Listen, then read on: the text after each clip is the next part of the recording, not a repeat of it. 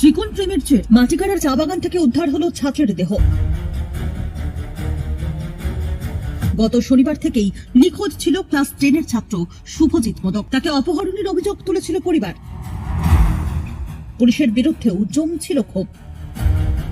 মঙ্গলবার ভোরে শুকনার চা বাগান থেকে শুভজিতের দেহ উদ্ধার করে পুলিশ। এই ঘটনা দার্জিলিং জেলার মাটিকাড়া থানার শিমুলতলা এলাকার। ঘটনার নেপথ্যে এলাকারই যুবক 25 বছর বয়সী রাজ পাসওয়ানের দিকে অভিযোগের আঙুল তুলেছে মৃত ছাত্রের পরিবার। তাদের দাবি, শনিবার সন্ধ্যে 6টা নাগাদ রাজ ফোন করে শুভজিৎকে বাড়ি থেকে ডেকে নিয়ে যায়। এরপর রাত 10টার পর বন্ধ হয়ে যায় শুভজিতের মোবাইল ফোন। পরিবারের সদস্যরা সারা রাত খোঁজাখুঁজি করেও তার কোনো খোঁজ পাননি। ছেলের সন্ধান না পেয়ে মাটিকাড়া থানার দ্বারস্থ হয় কিশোরের পরিবার। পুলিশের বিরুদ্ধেও উগড়ে দেন ক্ষোভ। আমার ভাই শনিবার সন্ধ্যা 6টার সময় বাড়ি থেকে বেরিয়েছে। রাজ পাসওয়ান এবং দেব নামে একটি ছেলে ওকে ফোন করে নিয়ে গেছে, যেটি সিসিটিভি ক্যামেরায় আমরা দেখেছি, সেটা আমাদের কাছে দেখা গেছে।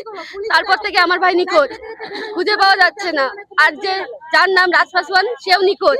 তার বাড়ির লোককে এখানে গ্রেফতার করা হয়েছে, তারা সব জানে। আমরা 3 দিন ধরে তার বাড়িতে অনবরত গিয়েছি যে বলো তোমাদের ছেলে কোথায়। না, তোমরা যদি না বলো তোমাদের ছেলে কোথায়, আমাদের শুধু এতটুকু বলো আমাদের ভাই কোথায়, আমাদের ভাই কোথায়। তোমরা যদি না নিজের বয়স, আমার ভাইয়ের বয়স 15 বছর।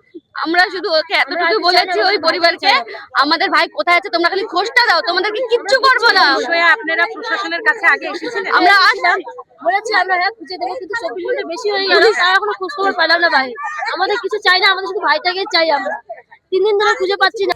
স্থানীয় সূত্রে জানা গিয়েছে, কিশোরীকে কেন্দ্র করে শুভজিৎ এবং রাজের মধ্যে বেশ কিছুদিন ধরে বিবাদ চলছিল। বন্ধুদের দাবি, দুজনেই একই মেয়েকে পছন্দ করত। জানিয়ে মাসখানেক আগে তাদের মধ্যে বড় সড় ঝামেলা বাঁধে। সেই ঘটনার জেরেই এই মর্মান্তিক পরিণতি বলেই মনে করছেন সকলে। যদিও শুভজিৎ নিখোঁজ হওয়ার পর থেকে অভিযুক্ত রাজ পাসওয়ান পলাতক। রাজের এক বন্ধুকে সন্দেহভাজন হিসেবে আটক করে জিজ্ঞাসাবাদ শুরু করেছে পুলিশ। শুভজিতের দেহ উদ্ধারের খবর ছড়িয়ে পড়তেই কান্নায় ভেঙে পড়েছেন তার পরিবার পরিজনেরা।